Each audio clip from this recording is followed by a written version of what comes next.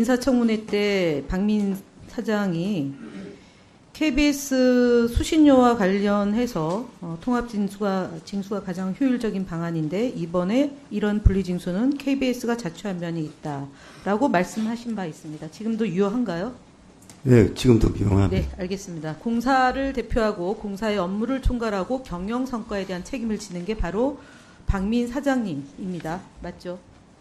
네, 지금 올해 상반기에 어느 정도 적자가 있습니까? 올해 상반기 적자가 잠깐만 기다리십시오. 제가 이게 광고도 줄고 수신료가 분리징수되면서 광고가 줄었잖아요. 아까 200억 가량의 적자가 있다라고 말씀하셨던 것 같은데 아닌가요? 예, 제가 맞죠? 조금 정리했던 수치를 지금 말씀드릴까요?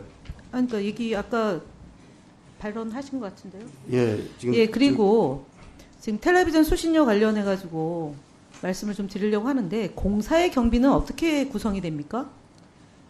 저희가 한 1조 4천억 정도 되는데 작년 기준으로 하면 한 7천억 가까운 돈이 수신료고 컨텐츠 판매가 한 3,800억, 광고가 한 2천억 조금 안 되는 그렇게 구성이 크게 되어 있습니다. 그렇죠. 세 가지로 구성이 되죠. 예. 근데 수신료가 통합징수가 언제부터 되던 제도인가요? 그게 그때 94년으로 예. 그러니까 제가 이 방송사의 특히 공영방송과 관련해서 역대 정권이 어땠는지를 한번 말씀을 드리면 박정희 정권은 유화책으로 국영방송을 공영방송으로 바꿨고요. 전두환 정권은 흑백 텔레비전 시대에서 칼라 텔레비전 시대로 바꿨고요.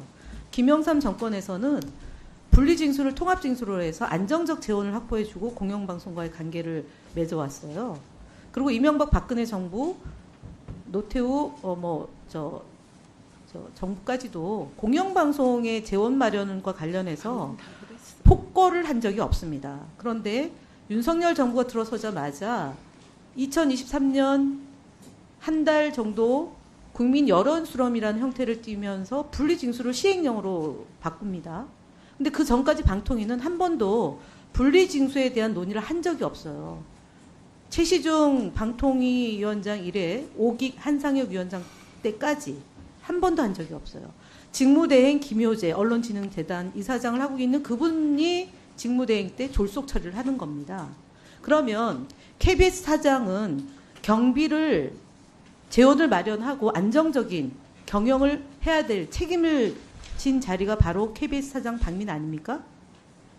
네, 그렇습니다. 그런데 재정이 어려워지고 분리징수가 헌법재판소에서 계류 중일 때 그에 대한 노력을 기울였나요? 이길 결심을 좀 하셨습니까? 아니, 저희는 충분한 자료를 제출하고 저희로서 할 수 있는 게 다 했다고 전혀 봅니다. 그렇지 않았다는 얘기가 있습니다. 그리고 질 결심을 했다라는 게 박민 사장님의 반대편에 서 있는 종사자들의 생각입니다. 혹시 박민 사장님 반대편에 지지하지 않는 분들하고도 많이 만나시나요?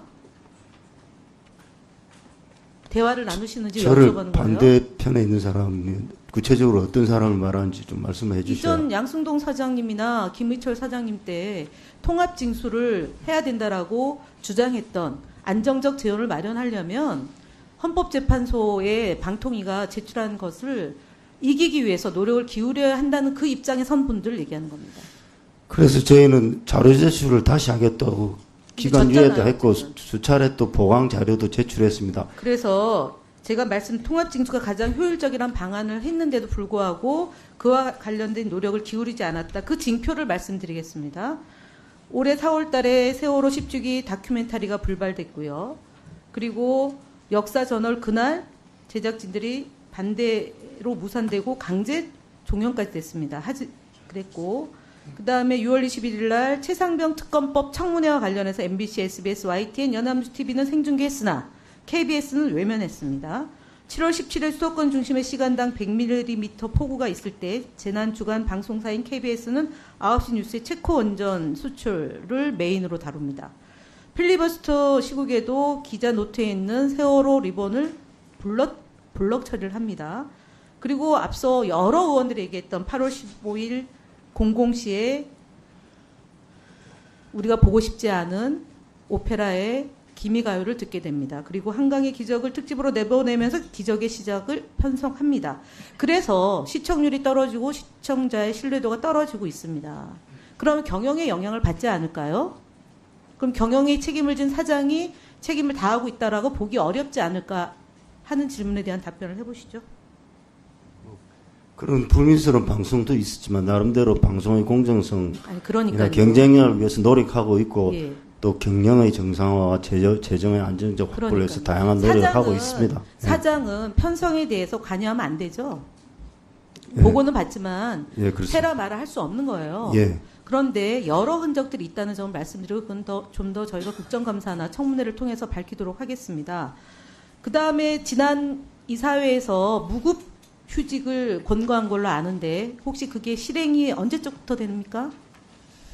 정확한 일자는 모르지만 지금 11월, 12월, 1월 이렇게 AB 타입으로 네. 그것이 실시이 됩니다. 지금 현재 그동안 수차례 국회에서 지적됐던 경영의 그런 방만함을 개선하는데 효과적인 방안이라고 생각하십니까? 아니면은 미봉책입니까? 아니면은 할 수 없어 하시는 겁니까? 당초 저희가 전체적인 예산을 짤 때 올해 임금을 10% 삭감을 하는 걸 전제로 했는데 노조가 지난 9개월 동안 임금 협상 자체에 응하지 않고 있습니다. 그래서 적자는 계속 확대되는데 이 상태로 가면 2, 3년 내에 자본 잠시 상태에 빠지는데 경영진으로서는 비용을 줄일 수 있는 역할을 하는 게 당연한 의무고 그걸 하지 않으면 직무유예라고 봅니다. 네, 그래서 어쨌든요. 네. 노조의 그게 동의가 없는 미봉책이 상황에서 아니라 경영진이 할 수 있는 조치를 예. 차례로 취하고 있습니다. 제가 볼 땐 미봉책 같아서 말씀을 드리는 겁니다. 사장님은 임기가 언제까지입니까? 올 12월 9일까지입니다. 누구 임기를 지금 하고 계신 거죠? 전임 사장의 임기를 전임 하고 사장은 왜 그만두시게 된 건가요? 여러 가지 이유가 있었다고 알고 있습니다. 계속 얘기를 하셔야죠. 앞서 말씀하셨던 통합징수가 가장 효율적인 방안이나 KBS가 자초한 면이 있다. 즉 윤석열 정부가 들어섰는데 문재인 정부 때 된 사장이 스스로 물러나지 않고 자리를 보존했기 때문에 그 자초한 측면이 있는 거 아닌가라는 여론이 있습니다. 답변할 필요는 없습니다. 근데 박민 사장님 지금 그 11월까지인데 재도전하실 겁니까? 뭐 여기서 답변하기는 적절치 않은 것 아니 같습니다. 왜요? 본인 얼마 안 남았잖아요. 예를 들어서 지금 국회가 방송법을 지금 이제 제출을 하고 있는데 거부권을 행사했습니다. 근데 제 논의가 곧 있을 것 같습니다.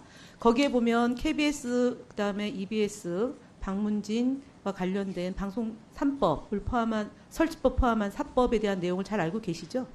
예. 사장의 임기와 이사 임기를 보장해 주자라는 내용이 주요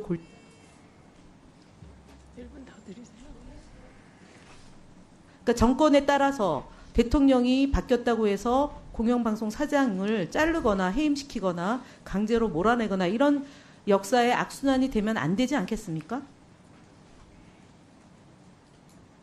거기에 대해서 아직 뭐 제 생각을 정리해 본 적이 없어요. 아니 방송사 사장께서 특히 그리고 언론사에 상당 기간 계셨던 분인데 이 중요한 국회에 오면서 방송사법에 대한 생각을 안 갖고 오셨다는 얘기가 좀 제가 볼 때는 납득하기 어렵거든요. 그게 말씀하신 게 그 부분 외에도 여러 가지 다양한 부분들이 아니 포함되어 그런 있기 그거 때문에 포함해서 예. 사장의 임기가 보장돼야 되지 않겠습니까? 예를 들어서 KBS 박민 사장이 아니다 하더라도 임기가 보장된 3년의 임기가 보장된 사장의 임기가 특별한 사유가 없으면 보장돼야 되는 거 아닙니까? 특별한 사유가 없으면 보장돼야죠. 예, 그렇습니다. 그게 우리가 사회적 합의를 이끌어내야 될 내용 중에 하나입니다. 혹시 EBS 수신료 정상화 추진단장님 계시죠? 예, 있습니다.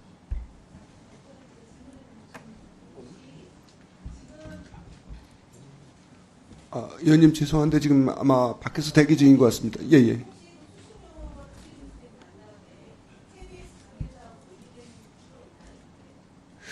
특별히 저희들은 그 KBS에서 저희들 쪽으로 그 수신료가 모아지면 입금이 되는 형태여서 특별히 다른 그 고지 방식이나 징수 방식에 대해서 특별히 논의한 건 없습니다.